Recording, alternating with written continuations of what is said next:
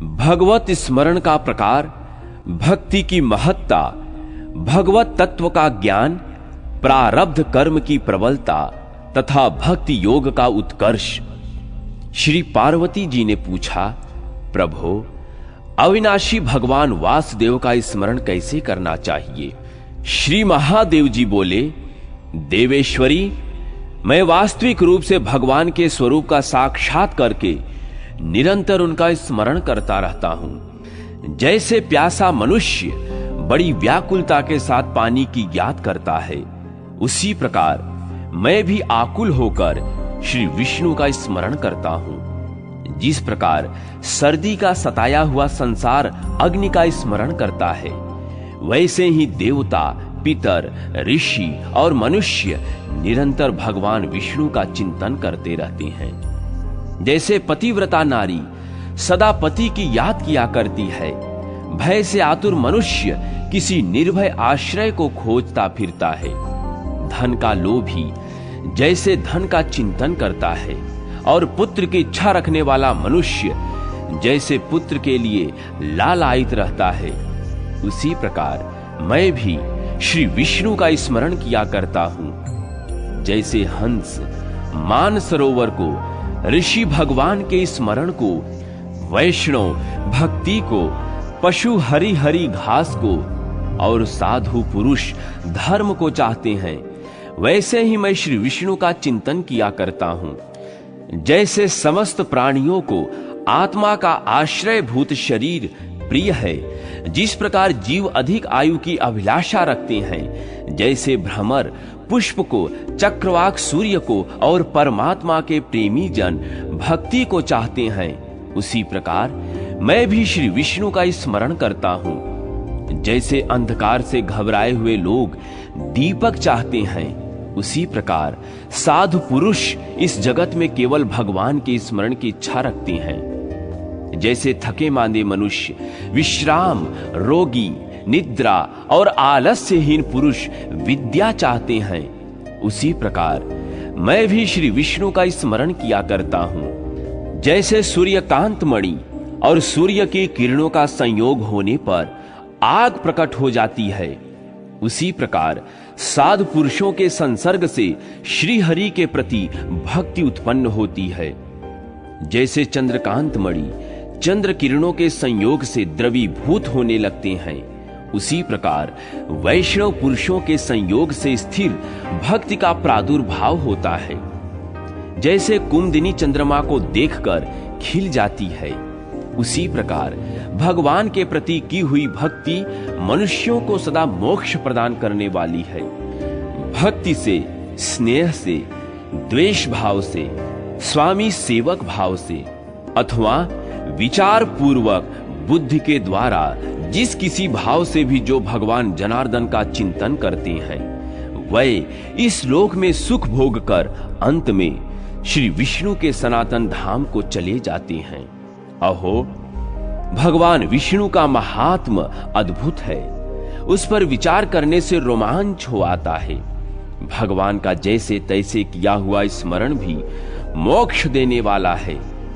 बढ़े हुए धन से और विपुल बुद्धि से भगवान की प्राप्ति नहीं होती, केवल भक्ति योग से ही क्षण भर में भगवान का अपने समीप दर्शन होता है। भगवान अपने समीप रहकर भी दूर जान पड़ते हैं। ठीक उसी तरह जैसे आंखों में लगाया हुआ अंजन अत्यंत समीप होने पर भी दृष्टिगोचर नहीं होता, भक्ति योग के प्रभाव से भक्त पुरुषों को सनातन परमात्मा का प्रत्यक्ष दर्शन होता है। भगवान की माया से मोहित पुरुष यह तत्व है, यो कहते हुए संशय में पड़े रह जाते हैं। जब भक्ति तत्व प्राप्त होता है, तभी विष्णु रूप तत्व की उपलब्धि होती है। सुंदरी, मेरी बात सुनो। इंद्र आदि देवताओं ने सुख के लिए अमृत प्राप्त किया था, तथापि वह विष्णु भक्ति के बिना दुखी ही रह गए। भक्ति ही एक ऐसा अमृत है जिसको पाकर फिर कभी दुख नहीं होता। भक्त पुरुष वैकुंठ धाम को प्राप्त होकर भगवान विष्णु के समीप सदा आनंद का अनुभव करता है। जैसे हंस हमेशा पानी को अलग करके दूध पीता है, उसी प्रकार अन्य कर्मों का आश्रय छोड़कर केवल श्री विष्णु भक्ति की ही शरण लेनी चाहिए। शरीर को पाकर बिना भक्ति के जो कुछ भी किया जाता है वह सब व्यर्थ परिश्रम मात्र होता है। जैसे कोई मूर्ख अपनी बाहों से समुद्र पार करना चाहे, उसी प्रकार मूढ़ मानव विष्णु भक्ति के बिना संसार सागर को पार करने की अभिलाषा रखते हैं। संसार में बहुतेरे लोग ऐसे हैं जो दूसरों को उपदेश दिया करते हैं, किंतु जो स्वयं आचरण करता हो ऐसा मनुष्य करोड़ों में कोई एक ही देखा जाता है। जड़ में सींचे हुए वृक्ष के हरे हरे पत्ते और शाखाएं दिखाई देती हैं। इसी प्रकार भजन से ही आगे आगे फल प्रस्तुत होता है। जैसे जल में जल, दूध में दूध और घी में घी डाल देने पर कोई अंतर नहीं रहता, उसी प्रकार विष्णु भक्ति के प्रसाद से भेद दृष्टि नहीं रहती। जैसे सूर्य सर्वत्र व्यापक है, अग्नि सब वस्तुओं में व्याप्त है, इन्हें किसी संकुचित सीमा से आबद्ध नहीं किया जा सकता, उसी प्रकार भक्ति में स्थित भक्त भी कर्मों से आबद्ध नहीं होता। अजामिल ने अपना धर्म छोड़कर पाप का आचरण किया था, तथापि अपने पुत्र नारायण का स्मरण करके उसने निश्चय ही भक्ति प्राप्त कर ली थी। जो भक्त दिन रात केवल भगवान नाम के बारे में ही सोचता रहता है वह वैकुंठ धाम के निवासी हैं। इस विषय में वेद ही साक्षी हैं। अश्वमेध आदि यज्ञों का फल स्वर्ग में भी देखा जाता है। उन यज्ञों का पूरा पूरा फल भोग कर मनुष्य पुनः स्वर्ग से नीचे गिर जाते हैं।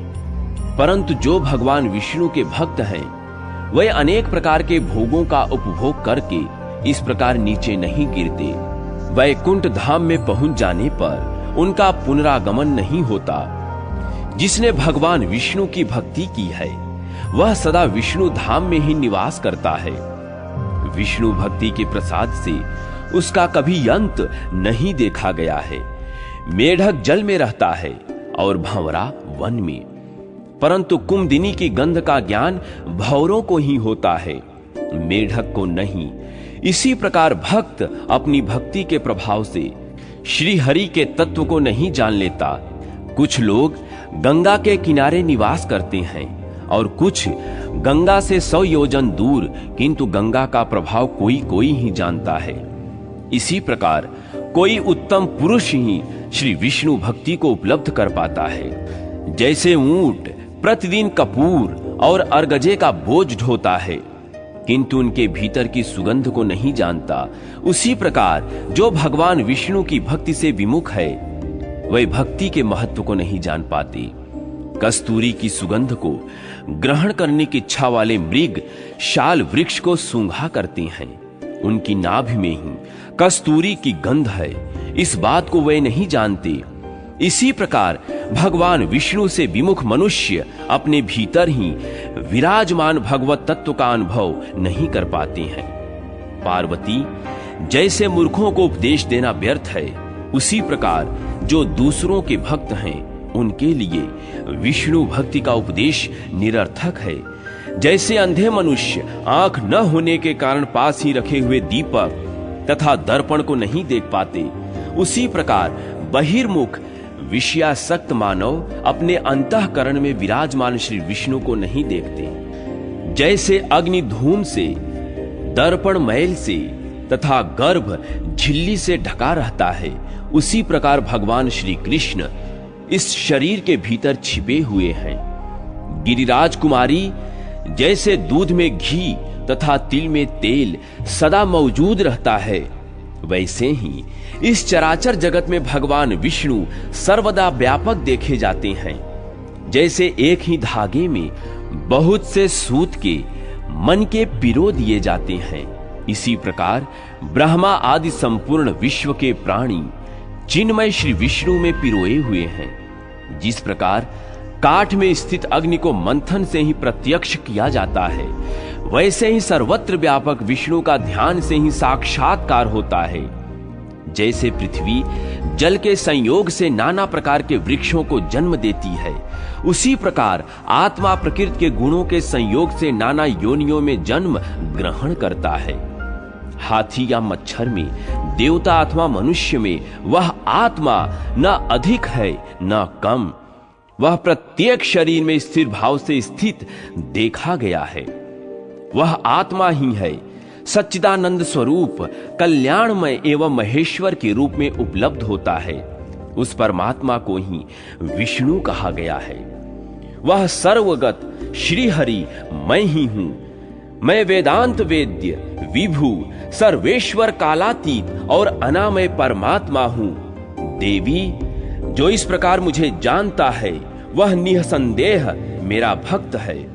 वह एक ही परमात्मा नाना रूपों में प्रतीत होता है और नाना रूपों में प्रतीत होने पर भी वास्तव में वह एक ही है, ऐसा जानना चाहिए। नाम रूप के भेद से ही उसको इस पृथ्वी पर नाना रूपों में बतलाया जाता है। जैसे आकाश प्रत्येक घट में पृथक पृथक स्थित जान पड़ता है, किंतु घड़ा फूट जाने पर वह एक अखंड रूप में ही उपलब्ध होता है, उसी प्रकार प्रत्येक शरीर में पृथक पृथक आत्मा प्रतीत होती है, परंतु उस शरीर रूप उपाधि के भग्न होने पर वह एकमात्र सुस्थिर सिद्ध होता है। सूर्य जब बादलों में ढक जाते हैं तब मूर्ख मनुष्य उन्हें तेजोहीन मानने लगता है। उसी प्रकार जिनकी बुद्धि अज्ञान से आवृत्त है वह मूर्ख परमेश्वर को नहीं जानते। परमात्मा विकल्प से रहित और निराकार है। उपनिषदों में उसके स्वरूप का वर्णन किया गया है।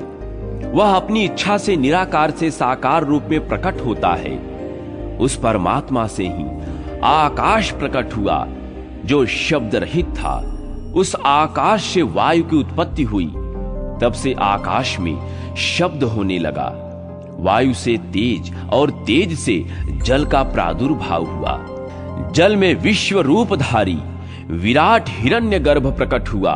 उसकी नाभि से उत्पन्न कमल में कोटि कोटि ब्रह्मांडों की सृष्टि हुई। प्रकृति और पुरुष से ही तीनों लोकों की उत्पत्ति हुई तथा उन्हीं दोनों के संयोग से पांचों तत्वों का परस्पर योग हुआ। भगवान श्री विष्णु का आविर्भाव सत्व गुण से युक्त माना जाता है। अविनाशी भगवान विष्णु इस संसार में सदा व्यापक रूप से विराजमान रहते हैं। इस प्रकार सर्वगत विष्णु इसके आदि, मध्य और अंत में स्थित रहते हैं। कर्मों में ही आस्था रखने वाले अज्ञानी जन अविद्या के कारण भगवान को नहीं जानते। जो नियत समय पर कर्तव्य बुद्धि से वर्णोचित कर्मों का पालन करते हैं, उसका कर्म विष्णु देवता को अर्पित होकर गर्भवास का कारण नहीं बनता। मुनिगण सदा ही वेदांत शास्त्र का विचार किया करते हैं। यह ब्रह्म ज्ञान ही है जिसका मैं तुमसे वर्णन कर रहा हूं। शुभ और अशुभ की प्रवृत्ति में मन को ही कारण मानना चाहिए। मन के शुद्ध होने पर सब कुछ शुद्ध हो जाता है और तभी सनातन ब्रह्म का साक्षात्कार होता है। मन ही सदा अपना बंधु है और मन ही शत्रु है। मन से ही कितने तर गए और कितने गिर गए। बाहर से कर्म का आचरण करते हुए भी भीतर से सबका त्याग करें। इस प्रकार कर्म करके मनुष्य उससे लिप्त नहीं होता। जैसे कमल का पत्ता पानी में रहकर भी उससे लेश मात्र भी लिप्त नहीं होता। जब भक्ति रस का ज्ञान हो जाता है उस समय मुक्ति अच्छी नहीं लगती। भक्ति से भगवान विष्णु की प्राप्ति होती है, वे सदा के लिए सुलभ हो जाते हैं। वेदांत विचार से तो केवल ज्ञान प्राप्त होता है और ज्ञान से ज्ञेय संपूर्ण वस्तुओं में भाव शुद्ध की ही प्रशंसा की जाती है। जैसा भाव रहता है वैसा ही फल होता है। जिसकी जैसी बुद्धि होती है वह जगत को वैसा ही समझता है। वैकुंठनाथ को छोड़कर भक्त पुरुष दूसरे मार्ग में कैसे रम सकेगा? भक्तिहीन होकर चारों वेदों के पढ़ने से क्या लाभ? भक्ति युक्त चांडाल ही क्यों न हो, वह देवताओं द्वारा भी पूजित होता रहता है। जिस समय श्री हरि के स्मरण जनित प्रसन्नता से शरीर में रोमांच हो जाए और नेत्रों से आनंद के आंसू बहने लगे, उस समय मुक्तिदासी बन जाती है। वाणी द्वारा किया हुआ पाप भगवान के कीर्तन से और मन द्वारा किए हुए पाप का उनके स्मरण से नाश हो जाता है। ब्रह्मा जी ने संपूर्ण वर्णों को उत्पन्न किया और उन्हें अपने अपने धर्म में लगा दिया। अपने धर्म के पालन से प्राप्त हुआ धन शुक्ल द्रव्य अर्थात विशुद्ध धन कहलाता है। शुद्ध धन से श्रद्धा पूर्वक जो दान दिया जाता है उसमें थोड़े दान से भी महान पुण्य होता है। उस पुण्य की कोई गणना नहीं हो सकती। नीच पुरुषों के संग से जो धन आता है उस धन से मनुष्य के द्वारा जो दान किया जाता है उसका कुछ फल नहीं होता। उस दान से वह मानव पुण्य के भागी नहीं होते। जो इंद्रियों को सुख देने की इच्छा से ही कर्म करता है वह ज्ञान दुर्बल मूढ़ पुरुष अपने कर्म के अनुसार योनि में जन्म लेता है। मनुष्य इस लोक में जो कर्म करता है उसे परलोक में भी भोगना पड़ता है। पुण्य कर्म करने वाले पुरुष को निश्चय ही कभी दुख नहीं होता। यदि पुण्य करते समय शरीर में कोई कष्ट हो तो उसे पूर्व जन्म में किए हुए कर्म का फल समझकर दुख नहीं मानना चाहिए। पापाचारी पुरुष को सदा दुख ही दुख मिलता है। यदि उस समय उसे कुछ सुख प्राप्त हो तो उसे पूर्व कर्म का फल समझना चाहिए और उस पर हर्ष से फूल नहीं उठना चाहिए। जैसे स्वामी रस्सी में बंधे हुए पशु को अपनी इच्छा के अनुसार इधर उधर ले जाया करता है, उसी प्रकार कर्म बंधन में बंधा हुआ जीव सुख और दुख की अवस्थाओं में ले जाया जाता है। प्रारब्ध कर्म से बंधा हुआ जीव अपने बंधन को दूर करने में समर्थ नहीं होता। देवता और ऋषि भी कर्मों से बंधे हुए हैं। कैलाश पर्वत पर मुझ महादेव के शरीर में स्थित सर्प भी विष के ही भागी होते हैं, क्योंकि कर्मानुसार प्राप्त हुई योनि बड़ी ही प्रबल है। विद्वान पुरुष कहते हैं कि सूर्य सुंदर शरीर प्रदान करने वाले हैं, परंतु उनके ही रथ का सारथी पंगु है। वास्तव में कर्म योनि बड़ी ही प्रबल है। पूर्व काल में भगवान विष्णु द्वारा निर्मित संपूर्ण जगत कर्म के अधीन है और वह कर्म श्री केशव के अधीन है। श्री राम नाम के जप से उसका नाश हो जाता है। कोई देवताओं की प्रशंसा करते हैं, कोई औषधियों की महिमा के गीत गाते हैं, कोई मंत्र और उसके द्वारा प्राप्त सिद्धि की महत्ता बतलाते हैं, कोई बुद्धि पराक्रम उद्यम साहस धैर्य नीति और बल का बखान करते हैं। परंतु मैं कर्म की प्रशंसा करता हूं, क्योंकि सब लोग कर्म के ही पीछे चलने वाले हैं। यह मेरा निश्चित विचार है तथा पूर्व काल के विद्वानों ने इसका समर्थन किया है। कुछ लोग क्रोध में आकर सर्वस्व त्याग देते हैं, कोई अभाववश सब कुछ छोड़ते हैं तथा कुछ लोग बड़े कष्ट से सबका त्याग करते हैं। ये सभी त्याग मध्यम श्रेणी के हैं।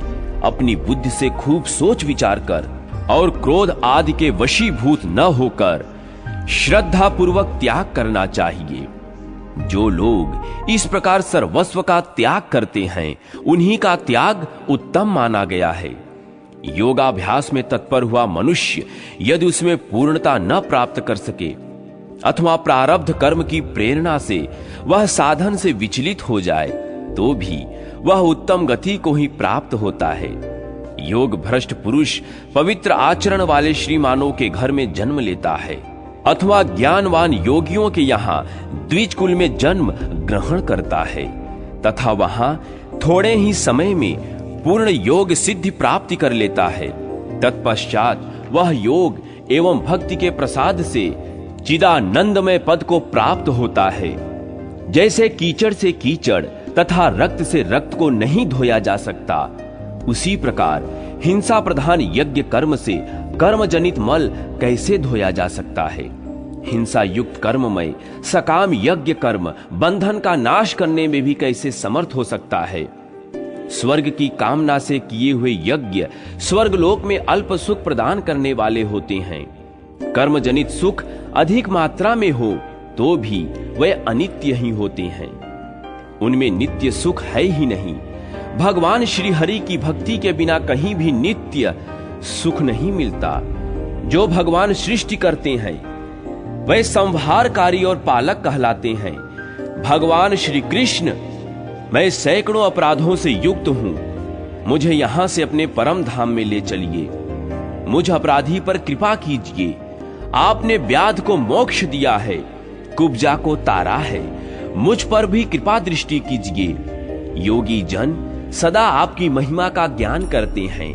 आप परमात्मा जनार्दन अविनाशी पुरुष और लक्ष्मी से संपन्न हैं। आपका दर्शन करके कितने ही भक्त आपके परम पद को प्राप्त हो गए हैं। जो लोग इस दिव्य विष्णु स्मरण का प्रतिदिन पाठ करते हैं, वे सब पापों से मुक्त हो श्री विष्णु के सनातन धाम में चले जाते हैं। जो भगवान विष्णु के समीप भक्ति भाव से भावित बुद्धि द्वारा इसका पाठ करते हैं, वे इस लोक में सुख भोग कर अंत में परम पद को प्राप्त होते हैं।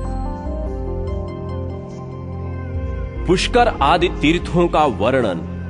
श्री पार्वती जी ने कहा, सुव्रत, इस द्वीप में जो जो तीर्थ हैं उनकी गणना करके मुझे बताइए। श्री महादेव जी बोले, सुरेश्वरी, इस द्वीप में सबके क्लेशों का नाश करने वाले महान देवता भगवान केशव ही तीर्थ रूप से विराजमान हैं। देवी, अब मैं तुम्हारे लिए उन तीर्थों का वर्णन करता हूँ। पहला पुष्कर तीर्थ है, जो सब तीर्थों में श्रेष्ठ और शुभ कारक है। दूसरा क्षेत्र काशीपुरी है, जो मुक्ति प्रदान करने वाली है। तीसरा नैमिष क्षेत्र है, जिसे ऋषियों ने परम पावन माना है। चौथा प्रयाग तीर्थ है, जो सब तीर्थों में उत्तम माना गया है। पांचवा कामुक तीर्थ है, जिसकी उत्पत्ति गंधमादन पर्वत पर बताई गई है। छठा मान सरोवर तीर्थ है, जो देवताओं को भी अत्यंत रमणीय प्रतीत होता है। सातवां विश्वकाय तीर्थ है, उसकी स्थिति कल्याणमय अंबर पर्वत पर बताई गई है। आठवां गौतम नामक तीर्थ है, जिसकी स्थापना पूर्व काल में मंदराचल पर्वत पर हुई थी। नवा मंदोत्कट और 10वां रथ चैत्रक तीर्थ है।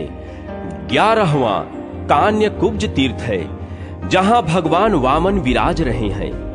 12वां मलयज तीर्थ है। इसके बाद कुब्जामृक, विश्वेश्वर, गिरिकर्ण, केदार और गतिदायक तीर्थ हैं।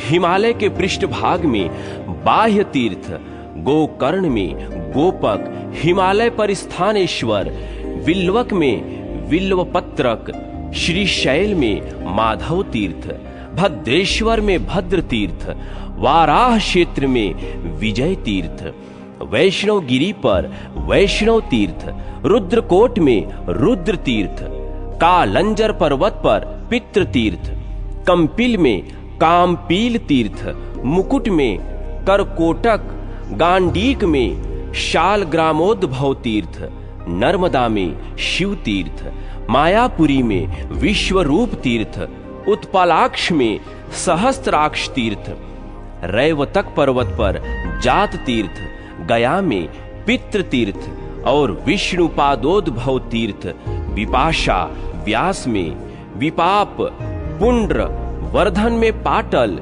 सुपार्श्व में नारायण, त्रिकूट में विष्णु मंदिर, विपुल में विपुल, मलयाचल में कल्याण, कोट तीर्थ में कौरव, गंधमादन में सुगंध, कुब्जांक में त्रिसंध्य, गंगा द्वार में हरिप्रिय, विंध्य प्रदेश में शैल तीर्थ, बद्रिकाश्रम में शुभ सारस्वत तीर्थ, कालिंदिनी में काल रूप, सह पर्वत पर साहयक और चंद्र प्रदेश में चंद्र तीर्थ हैं। महाकाल में महेश्वर तीर्थ, विंध्य पर्वत की कंदरा में अभयद और अमृत नामक तीर्थ, मंडप में विश्वरूप तीर्थ, ईश्वरपुर में स्वाहा तीर्थ, प्रचंडा में बैगलेय तीर्थ, अमरकंटक में चंडी तीर्थ, प्रभास क्षेत्र में सोमेश्वर तीर्थ, सरस्वती में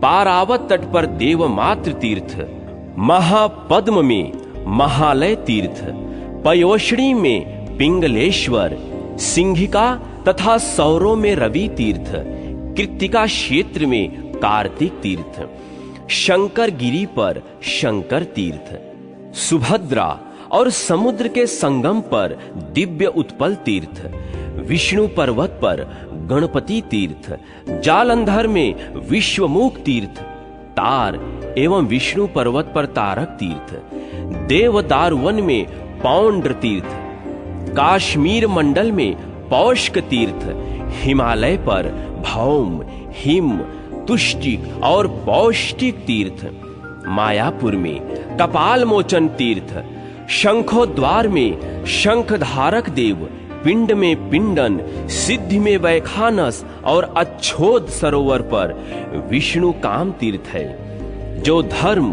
अर्थ, काम और मोक्ष को देने वाला है।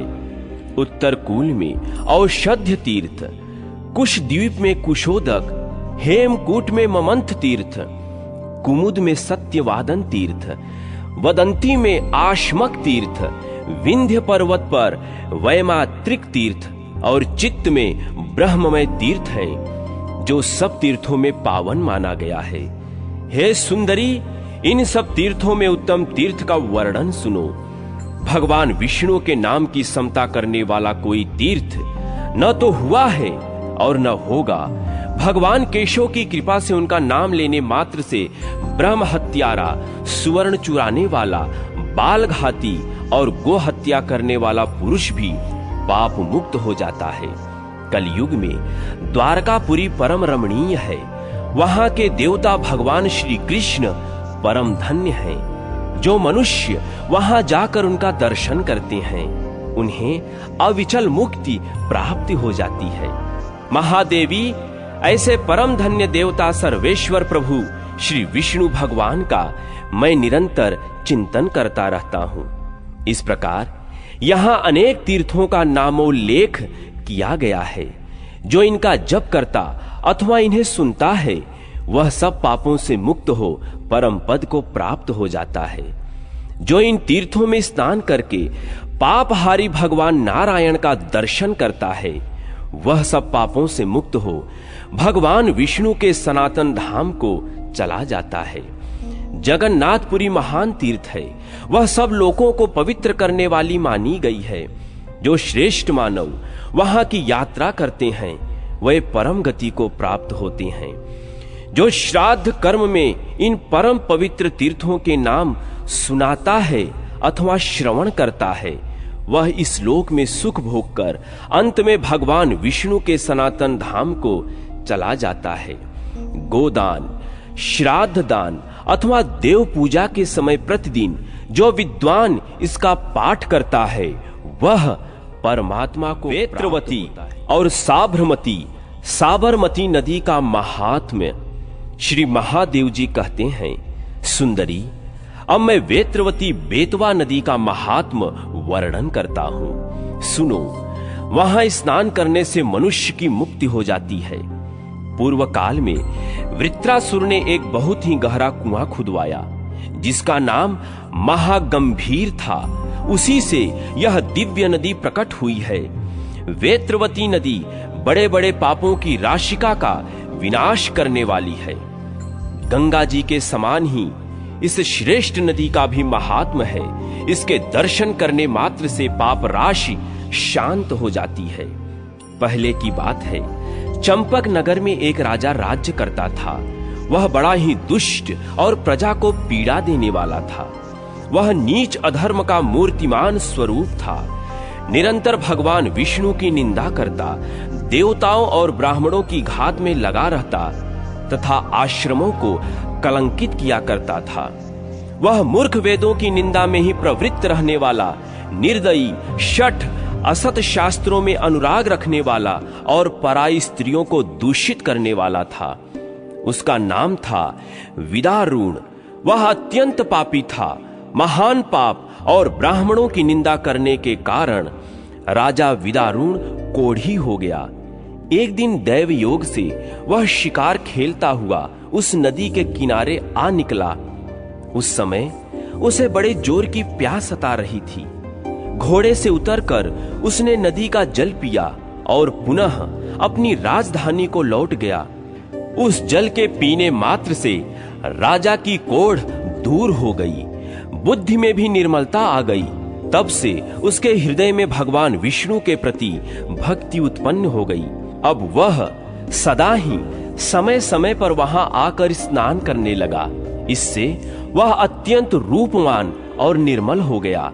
इस लोक में सुख भोगते हुए उसने अनेकों यज्ञ किए, ब्राह्मणों को दक्षिणा दी तथा अंत में श्री विष्णु के वैकुंठ धाम को प्राप्त किया। पार्वती, ऐसा जानकर जो ब्राह्मण, क्षत्रिय, वैश्य अथवा शूद्र वेत्रवती नदी में स्नान करते हैं, वे पाप बंधन से मुक्त हो जाते हैं। कार्तिक, माघ अथवा वैशाख में जो लोग बारंबार वहां स्नान करते हैं, वे भी कर्मों के बंधन से छुटकारा पा जाते हैं। ब्रह्म हत्या, गो हत्या, बाल हत्या और वेद निंदा करने वाला पुरुष भी नदियों के संगम में स्नान करके पाप से मुक्त हो जाता है। जिस स्थान पर और जिस नदी का साबरमती नदी के साथ संगम दिखाई दे, वहां स्नान करने पर ब्रह्म हत्यारा भी पाप मुक्त हो जाता है। घेटक, खेड़ा नामक दिव्य नगर इस धरातल का स्वर्ग है। वहां बहुत से ब्राह्मणों ने अनेक प्रकार के योगों का साधन किया है। वहां स्नान और भोजन करने से मनुष्य का पुनर्जन्म नहीं होता। पार्वती, कलयुग में वेत्रवती नदी दूसरी गंगा के समान मानी गई है। जो लोग सुख, धन और स्वर्ग चाहते हैं, वे उस नदी में बारंबार स्नान करने से इस लोक में सुख भोग कर अंत में विष्णु के सनातन धाम को चले जाते हैं। सूर्य वंश और सोम वंश में उत्पन्न क्षत्रिय वेत्रवती नदी के तट पर आकर उसमें स्नान करके परम शांति पा चुके हैं। यह नदी दर्शन से दुख, स्पर्श से मानसिक पाप का नाश कर देती है। इसमें स्नान और जल पान करने वाला मनुष्य निसंदेह मोक्ष का भागी होता है। यहां स्नान, जप तथा होम करने से अक्षय फल की प्राप्ति होती है। वाराणसी तीर्थ में जाकर जो भक्ति पूर्वक चांद्रायण व्रत का अनुष्ठान करता है और वहां जिस पुण्य की प्राप्ति होती है, वह वेत्रवती नदी में स्नान करने मात्र से प्राप्त हो जाता है। यदि वेत्रवती नदी में किसी की मृत्यु हो जाती है, तो वह चतुर्भुज रूप होकर विष्णु के परम पद को प्राप्त हो जाता है। पृथ्वी पर जो तीर्थ, देवता और पितर हैं, वे सब वेत्रवती नदी में वास करते हैं। महेश्वरी, मैं विष्णु, ब्रह्मा, देवगण तथा महर्षि, ये सब के सब वेत्रवती नदी में विराजमान रहते हैं। जो 1, 2 अथवा 3 समय वेत्रवती नदी में स्नान करते हैं, वे निश्चय ही मुक्त हो जाते हैं। देवी, अब मैं साबरमती नदी के महात्म का यथावत वर्णन करता हूं। मुनि श्रेष्ठ कश्यप ने इसके लिए बहुत बड़ी तपस्या की थी। एक दिन की बात है, महर्षि कश्यप नैमिषारण्य में गए। वहां ऋषियों के साथ उन्होंने बहुत समय तक वार्तालाप किया। उस समय ऋषियों ने कहा, कश्यप जी, आप हम लोगों की प्रसन्नता के लिए यहां गंगा जी को ले आइए। प्रभो, वह सरिताओं में श्रेष्ठ गंगा आपके ही नाम से प्रसिद्ध होगी। उन महर्षियों की बात सुनकर कश्यप जी ने उन्हें प्रणाम किया और वहां से चलकर वे आबू के जंगल में सरस्वती नदी के समीप आए। वहां उन्होंने अत्यंत दुष्कर तपस्या की। वे मेरी ही आराधना में संलग्न थे। उस समय मैंने उन्हें प्रत्यक्ष दर्शन दिया और कहा, विप्रवर, तुम्हारा कल्याण हो, तुम मुझसे मनोवांछित वर मांगो। कश्यप ने कहा, देव देव, जगतपते, हे महादेव, आप वर देने में समर्थ हैं। आपके मस्तक पर जो ये परम पवित्र पाप हारिणी गंगा स्थित है, इन्हें विशेष कृपा करके मुझे दीजिए। आपको नमस्कार है। पार्वती, उस समय मैंने महर्षि कश्यप से कहा, द्विज श्रेष्ठ, लो अपना वर। यों कहकर मैंने अपने मस्तक से एक जटा उखाड़कर उसी के साथ उन्हें गंगा को दे दिया। श्री गंगा जी को लेकर द्विज श्रेष्ठ कश्यप बड़ी प्रसन्नता के साथ अपने स्थान को चले गए। गिरिजे, पूर्व काल में विष्णु लोक की इच्छा रखने वाले राजा भगीरथ ने मुझसे गंगा जी के लिए याचना की थी। उस समय उन्हें भी मैंने गंगा को समर्पित किया था। तत्पश्चात पुनः ऋषियों के कहने से कश्यप जी को गंगा प्रदान की। यह काश्यपी गंगा समस्त रोग और दोषों का अपहरण करने वाली है। सुंदरी, भिन्न भिन्न युगों में यह गंगा संसार में जिन जिन नामों से विख्यात होती है उनका यथार्थ वर्णन करता हूं। सुनो। सत्य युग में कृतवती, त्रेता में गिरिकर्णिका, द्वापर में चंदना और कलयुग में इनका नाम साबरमती अथवा साबरमती होता है। जो मनुष्य प्रतिदिन यहाँ विशेष रूप से स्नान करने के लिए आते हैं वे सब पापों से मुक्त हो भगवान विष्णु के सनातन धाम को चले जाते हैं। प्लक्षावतरण तीर्थ में, सरस्वती नदी में, केदार क्षेत्र में तथा कुरुक्षेत्र में स्नान करने से जो फल होता है वह फल साबरमती नदी में नित्य स्नान करने से प्रतिदिन प्राप्त हो जाता है। माघ मास आने पर प्रयाग तीर्थ में प्रातः स्नान करने से जो फल होता है, कार्तिक की पूर्णिमा को कृत्तिका का योग आने पर श्री शैल में भगवान माधव के समक्ष जिस फल की प्राप्ति होती है वह साबरमती नदी में डुबकी लगाने मात्र से प्राप्त हो जाता है।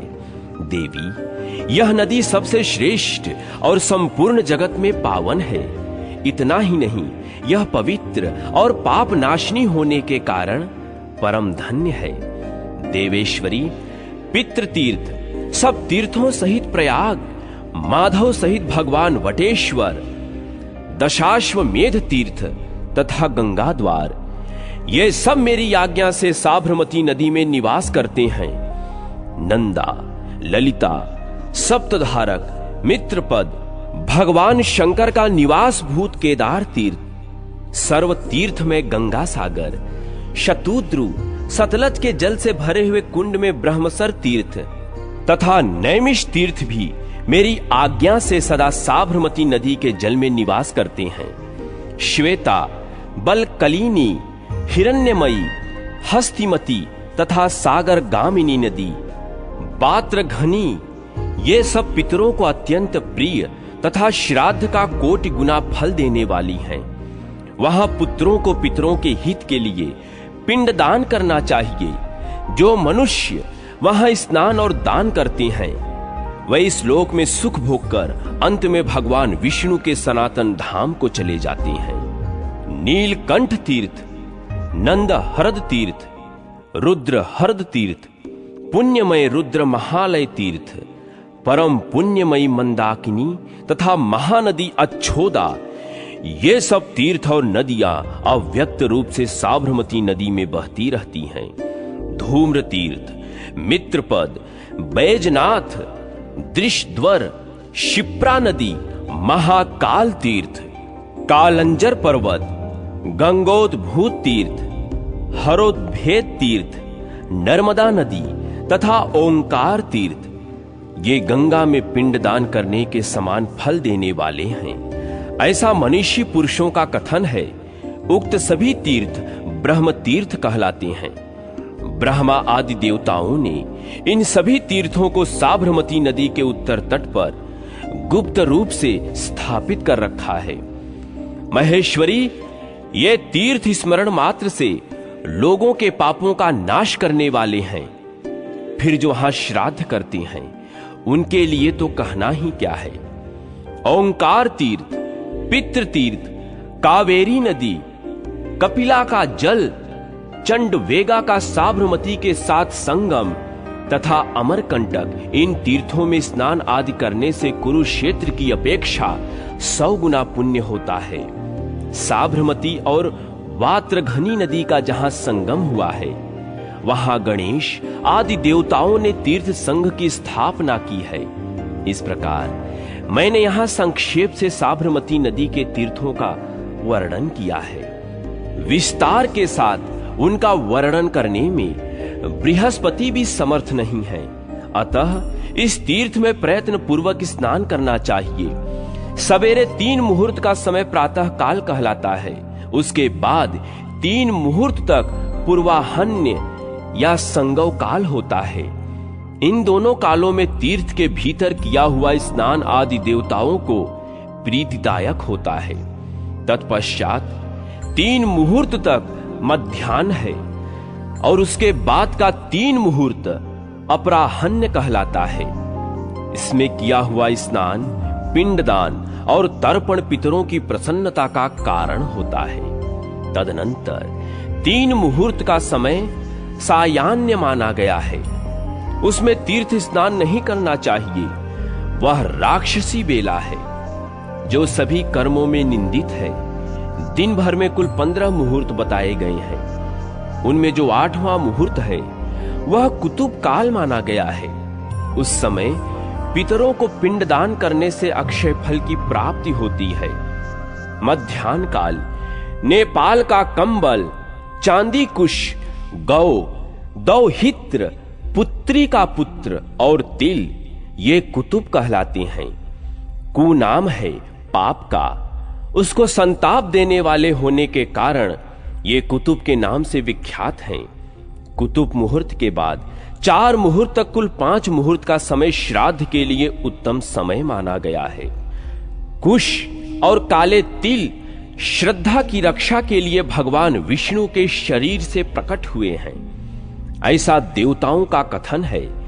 तीर्थवासी पुरुष जल में खड़े हो हाथ में कुश लेकर तिल मिश्रित जल की अंजलि पितरों को दें। ऐसा करने से श्राद्ध में बाधा नहीं आती। पार्वती, इस प्रकार मैंने साबरमती नदी में नामोच्चारण पूर्वक तीर्थों का प्रवेश कराकर उसे महर्षि कश्यप को दे दिया था। कश्यप मेरे प्रिय भक्त हैं, इसलिए उन्हें मैंने यह पवित्र एवं पाप नाशनी गंगा प्रदान की थी। महाभागे साबरमती के तट पर ब्रह्मचर्य तीर्थ है। वहां उसी नाम से विख्यात अपने को स्थापित कर रखा है। संपूर्ण जगत का हित करने के लिए मैं वहां ब्रह्मचारीश नाम से निवास करता हूं। साबरमती नदी के किनारे ब्रह्मचारीश शिव के पास जाकर भक्त पुरुष यदि कलयुग में विशेष रूप से पूजा करें तो इस लोक में सुख भोग कर अंत में महान शिव धाम को प्राप्त हो जाते हैं।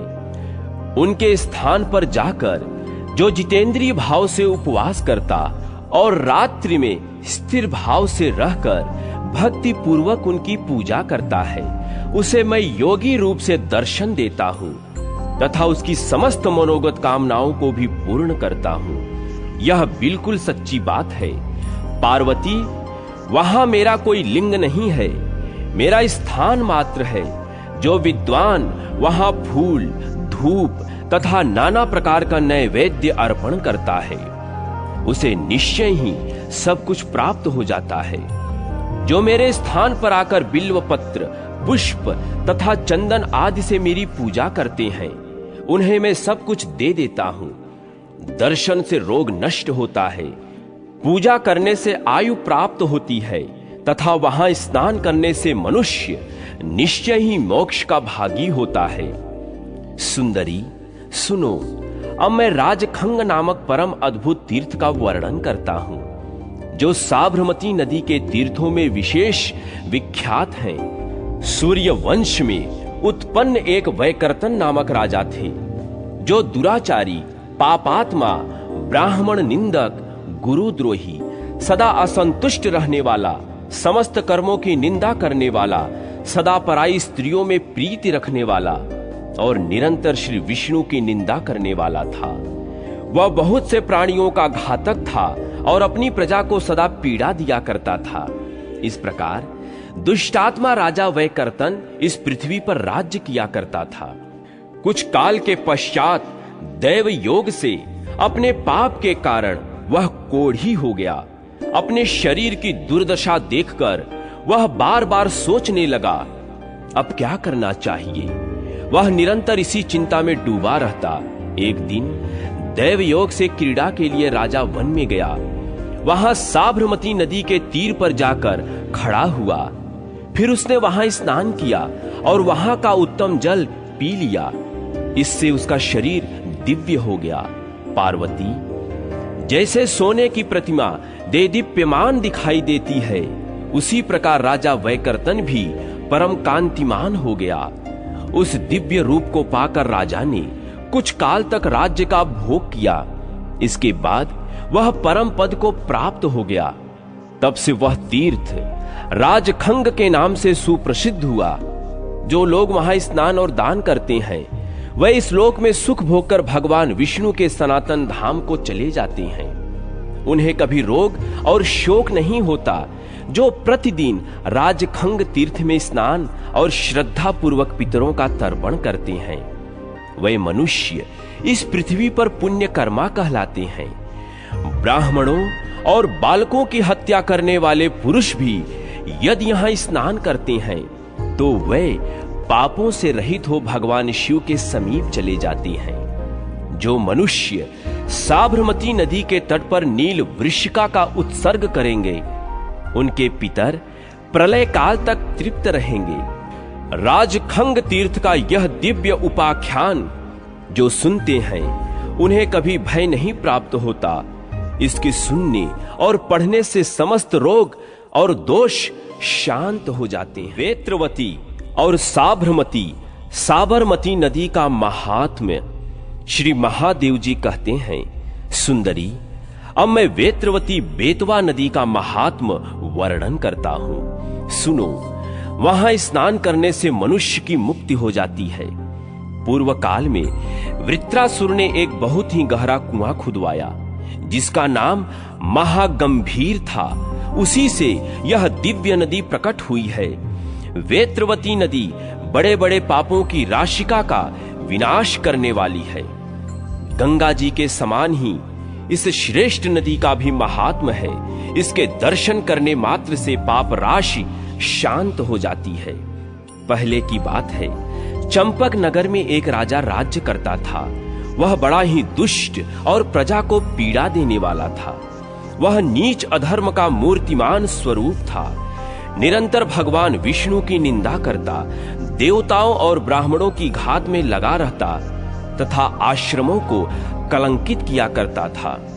वह मूर्ख वेदों की निंदा में ही प्रवृत्त रहने वाला, निर्दयी, शठ, असत शास्त्रों में अनुराग रखने वाला और पराई स्त्रियों को दूषित करने वाला था। उसका नाम था विदारुण। वह अत्यंत पापी था। महान पाप और ब्राह्मणों की निंदा करने के कारण राजा विदारुण कोढ़ी हो गया। एक दिन दैव योग से वह शिकार खेलता हुआ उस नदी के किनारे आ निकला। उस समय उसे बड़े जोर की प्यास सता रही थी। घोड़े से उतरकर उसने नदी का जल पिया और पुनः अपनी राजधानी को लौट गया। उस जल के पीने मात्र से राजा की कोढ़ दूर हो गई, बुद्धि में भी निर्मलता आ गई। तब से उसके हृदय में भगवान विष्णु के प्रति भक्ति उत्पन्न हो गई। अब वह सदा ही समय समय पर वहां आकर स्नान करने लगा। इससे वह अत्यंत रूपवान और निर्मल हो गया। इस लोक में सुख भोगते हुए उसने अनेकों यज्ञ किए, ब्राह्मणों को दक्षिणा दी तथा अंत में श्री विष्णु के वैकुंठ धाम को प्राप्त किया। पार्वती, ऐसा जानकर जो ब्राह्मण, क्षत्रिय, वैश्य अथवा शूद्र वेत्रवती नदी में स्नान करते हैं, वे पाप बंधन से मुक्त हो जाते हैं। कार्तिक, माघ अथवा वैशाख में जो लोग बारंबार वहां स्नान करते हैं, वे भी कर्मों के बंधन से छुटकारा पा जाते हैं। ब्रह्म हत्या, गो हत्या, बाल हत्या और वेद निंदा करने वाला पुरुष भी नदियों के संगम में स्नान करके पाप से मुक्त हो जाता है। जिस स्थान पर और जिस नदी का साबरमती नदी के साथ संगम दिखाई दे, वहां स्नान करने पर ब्रह्म हत्यारा भी पाप मुक्त हो जाता है। खेड़ा नामक दिव्य नगर इस धरातल का स्वर्ग है। वहां बहुत से ब्राह्मणों ने अनेक प्रकार के योगों का साधन किया है। वहां स्नान और भोजन करने से मनुष्य का पुनर्जन्म नहीं होता। पार्वती, कलयुग में वेत्रवती नदी दूसरी गंगा के समान मानी गई है। जो लोग सुख, धन और स्वर्ग चाहते हैं वह उस नदी में बारंबार स्नान करने से इस लोक में सुख भोग कर अंत में विष्णु के सनातन धाम को चले जाते हैं। सूर्य वंश और सोम वंश में उत्पन्न क्षत्रिय वेत्रवती नदी के तट पर आकर उसमें स्नान करके परम शांति पा चुके हैं। यह नदी दर्शन से दुख, स्पर्श से मानसिक पाप का नाश कर देती है। इसमें स्नान और जल पान करने वाला मनुष्य निसंदेह मोक्ष का भागी होता है। यहां स्नान, जप तथा होम करने से अक्षय फल की प्राप्ति होती है। वाराणसी तीर्थ में जाकर जो भक्ति पूर्वक चांद्रायण व्रत का अनुष्ठान करता है और वहां जिस पुण्य की प्राप्ति होती है वह वेत्रवती नदी में स्नान करने मात्र से प्राप्त हो जाता है। यदि वेत्रवती नदी में किसी की मृत्यु हो जाती है तो वह चतुर्भुज रूप होकर विष्णु के परम पद को प्राप्त हो जाता है। पृथ्वी पर जो तीर्थ, देवता और पितर हैं वह सब वेत्रवती नदी में वास करते हैं। महेश्वरी, मैं विष्णु, ब्रह्मा, देवगण तथा महर्षि ये सब के सब वेत्रवती नदी में विराजमान रहते हैं। जो 1, 2 अथवा 3 समय वेत्रवती नदी में स्नान करते हैं वह निश्चय ही मुक्त हो जाते हैं। देवी, अब मैं साबरमती नदी के महात्म का यथावत वर्णन करता हूं। मुनिश्रेष्ठ कश्यप ने इसके लिए बहुत बड़ी तपस्या की थी। एक दिन की बात है, महर्षि कश्यप नैमिषारण्य में गए। वहां ऋषियों के साथ उन्होंने बहुत समय तक वार्तालाप किया। उस समय ऋषियों ने कहा, कश्यप जी, आप हम लोगों की प्रसन्नता के लिए यहां गंगा जी को ले आइए। प्रभो, वह सरिताओं में श्रेष्ठ गंगा आपके ही नाम से प्रसिद्ध होगी। उन महर्षियों की बात सुनकर कश्यप जी ने उन्हें प्रणाम किया और वहां से चलकर वे आबू के जंगल में सरस्वती नदी के समीप आए। वहां उन्होंने अत्यंत दुष्कर तपस्या की। वे मेरी ही आराधना में संलग्न थे। उस समय मैंने उन्हें प्रत्यक्ष दर्शन दिया और कहा, विप्रवर, तुम्हारा कल्याण हो, तुम मुझसे मनोवांछित वर मांगो। कश्यप ने कहा, देव देव, जगतपते, हे महादेव, आप वर देने में समर्थ हैं। आपके मस्तक पर जो ये परम पवित्र पाप हारिणी गंगा स्थित है, इन्हें विशेष कृपा करके मुझे दीजिए। आपको नमस्कार है। पार्वती, उस समय मैंने महर्षि कश्यप से कहा, द्विज श्रेष्ठ, लो अपना वर। यों कहकर मैंने अपने मस्तक से एक जटा उखाड़कर उसी के साथ उन्हें गंगा को दे दिया। श्री गंगा जी को लेकर द्विज श्रेष्ठ कश्यप बड़ी प्रसन्नता के साथ अपने स्थान को चले गए। गिरिजे, पूर्व काल में विष्णु लोक की इच्छा रखने वाले राजा भगीरथ ने मुझसे गंगा जी के लिए याचना की थी। उस समय उन्हें भी मैंने गंगा को समर्पित किया था। तत्पश्चात पुनः ऋषियों के कहने से कश्यप जी को गंगा प्रदान की। यह काश्यपी गंगा समस्त रोग और दोषों का अपहरण करने वाली है। सुंदरी, भिन्न भिन्न युगों में यह गंगा संसार में जिन जिन नामों से विख्यात होती है उनका यथार्थ वर्णन करता हूं। सुनो।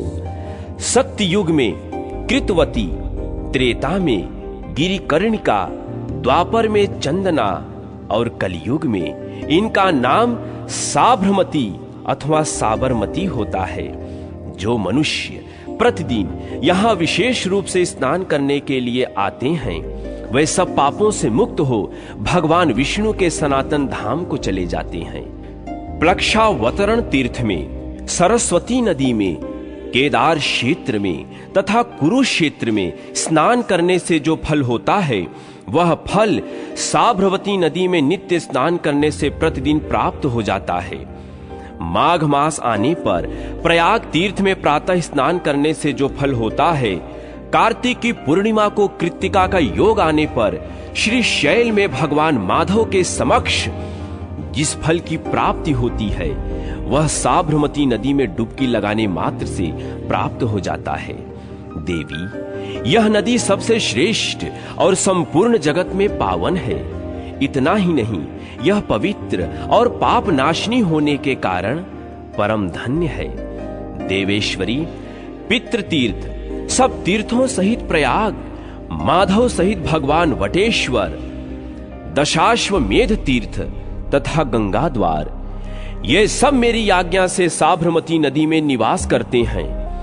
नंदा, ललिता, सप्तधारक, मित्रपद, भगवान शंकर का निवास भूत केदार तीर्थ, सर्व तीर्थ में गंगा सागर, शतुद्रु, सतलज के जल से भरे हुए कुंड में ब्रह्मसर तीर्थ तथा नैमिष तीर्थ भी मेरी आज्ञा से सदा साबरमती नदी के जल में निवास करते हैं। श्वेता, बलकलिनी, हिरण्यमयी, हस्तिमती तथा सागर गामिनी नदी, पात्रघनी, ये सब पितरों को अत्यंत प्रिय तथा श्राद्ध का कोटि गुना फल देने वाली हैं। वहां पुत्रों को पितरों के हित के लिए पिंडदान करना चाहिए। जो मनुष्य वहां स्नान और दान करते हैं वह इस लोक में सुख भोगकर अंत में भगवान विष्णु के सनातन धाम को चले जाते हैं। नीलकंठ तीर्थ, नंद हरद तीर्थ, रुद्र हरद तीर्थ, पुण्यमय रुद्र महालय तीर्थ, परम पुण्यमयी मंदाकिनी तथा महानदी अच्छोदा, ये सब तीर्थ और नदियां अव्यक्त रूप से साबरमती नदी में बहती रहती हैं। धूम्र तीर्थ, मित्रपद, बैजनाथ, दृशद्वर, शिप्रा नदी, महाकाल तीर्थ, कालंजर पर्वत, गंगोद्भूत तीर्थ, हरोद्भेद तीर्थ, नर्मदा नदी तथा ओंकार तीर्थ, ये गंगा में पिंडदान करने के समान फल देने वाले हैं। ऐसा मनीषी पुरुषों का कथन है। उक्त सभी तीर्थ ब्रह्म तीर्थ कहलाते हैं। ब्रह्मा आदि देवताओं ने इन सभी तीर्थों को साबरमती नदी के उत्तर तट पर गुप्त रूप से स्थापित कर रखा है। महेश्वरी, ये तीर्थ स्मरण मात्र से लोगों के पापों का नाश करने वाले हैं। फिर जो वहां श्राद्ध करते हैं उनके लिए तो कहना ही क्या है। ओंकार तीर्थ, पितृ तीर्थ, कावेरी नदी, कपिला का जल, चंडवेगा का साबरमती के साथ संगम तथा अमरकंटक, इन तीर्थों में स्नान आदि करने से कुरुक्षेत्र की अपेक्षा 100 गुना पुण्य होता है। साबरमती और वात्रघनी नदी का जहां संगम हुआ है वहां गणेश आदि देवताओं ने तीर्थ संघ की स्थापना की है। इस प्रकार मैंने यहां संक्षेप से साबरमती नदी के तीर्थों का वर्णन किया है। विस्तार के साथ उनका वर्णन करने में बृहस्पति भी समर्थ नहीं है। अतः इस तीर्थ में प्रयत्न पूर्वक स्नान करना चाहिए। सवेरे 3 मुहूर्त का समय प्रातः काल कहलाता है। उसके बाद 3 मुहूर्त तक पूर्वाह्न या संगव काल होता है। इन दोनों कालों में तीर्थ के भीतर किया हुआ स्नान आदि देवताओं को प्रीतिदायक होता है। तत्पश्चात 3 मुहूर्त तक मध्याह्न है और उसके बाद का 3 मुहूर्त अपराह्न कहलाता है। इसमें किया हुआ स्नान, पिंडदान और तर्पण पितरों की प्रसन्नता का कारण होता है। तदनंतर 3 मुहूर्त का समय सायाह्न माना गया है। उसमें तीर्थ स्नान नहीं करना चाहिए। वह राक्षसी बेला है जो सभी कर्मों में निंदित है। दिन भर में कुल 15 मुहूर्त बताए गए हैं। उनमें जो 8वां मुहूर्त है वह कुतुब काल माना गया है। उस समय पितरों को पिंडदान करने से अक्षय फल की प्राप्ति होती है। मध्याह्न काल, नेपाल का कंबल, चांदी कुश, गौ, दौहित्र, पुत्री का पुत्र और तिल, ये कुतुब कहलाते हैं। कु नाम है पाप का। उसको संताप देने वाले होने के कारण ये कुतुब के नाम से विख्यात हैं। कुतुब मुहूर्त के बाद 4 मुहूर्त तक कुल 5 मुहूर्त का समय श्राद्ध के लिए उत्तम समय माना गया है। कुश और काले तिल श्रद्धा की रक्षा के लिए भगवान विष्णु के शरीर से प्रकट हुए हैं, ऐसा देवताओं का कथन है। तीर्थवासी पुरुष जल में खड़े हो हाथ में कुश लेकर तिल मिश्रित जल की अंजलि पितरों को दें। ऐसा करने से श्राद्ध में बाधा नहीं आती।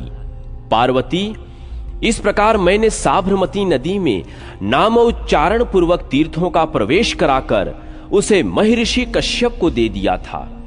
कश्यप मेरे प्रिय भक्त हैं, इसलिए उन्हें मैंने यह पवित्र एवं पाप नाशनी गंगा प्रदान की थी। महाभागे, साबरमती के तट पर ब्रह्मचर्य तीर्थ है। वहां उसी नाम से विख्यात अपने को स्थापित कर रखा है।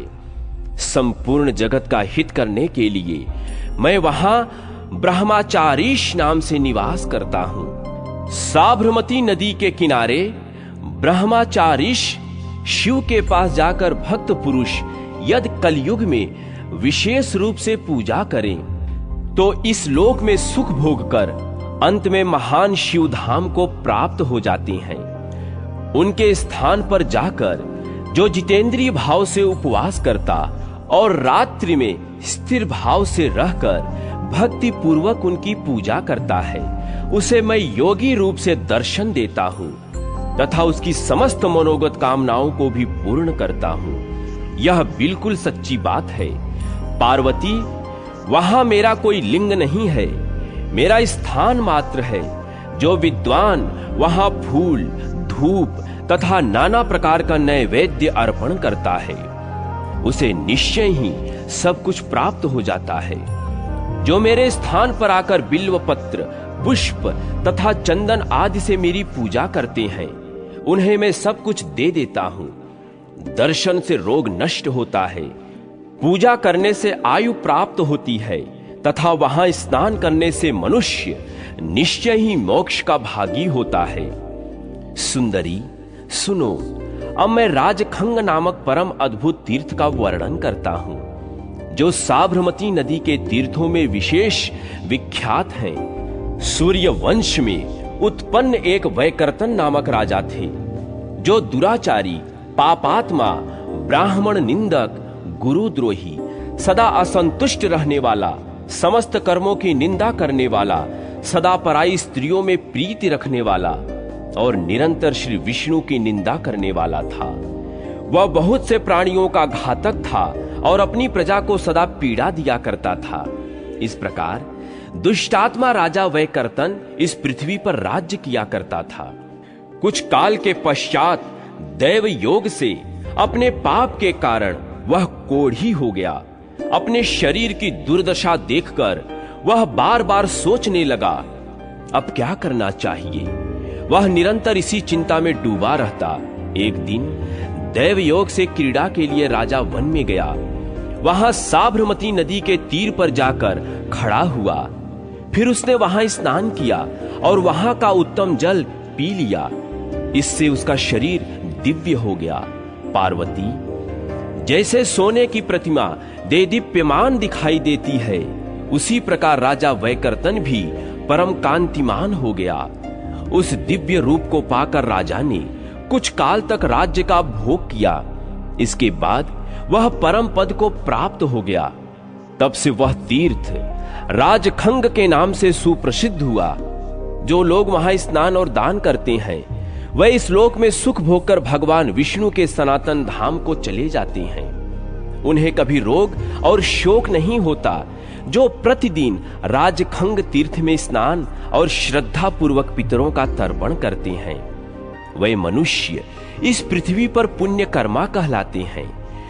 ब्राह्मणों और बालकों की हत्या करने वाले पुरुष भी यदि यहाँ स्नान करते हैं तो वे पापों से रहित हो भगवान शिव के समीप चले जाते हैं। जो मनुष्य साबरमती नदी के तट पर नील वृषिका का उत्सर्ग करेंगे, उनके पितर प्रलय काल तक तृप्त रहेंगे। राजखंग तीर्थ का यह दिव्य उपाख्यान जो सुनते हैं, उन्हें कभी भय नहीं प्राप्त होता।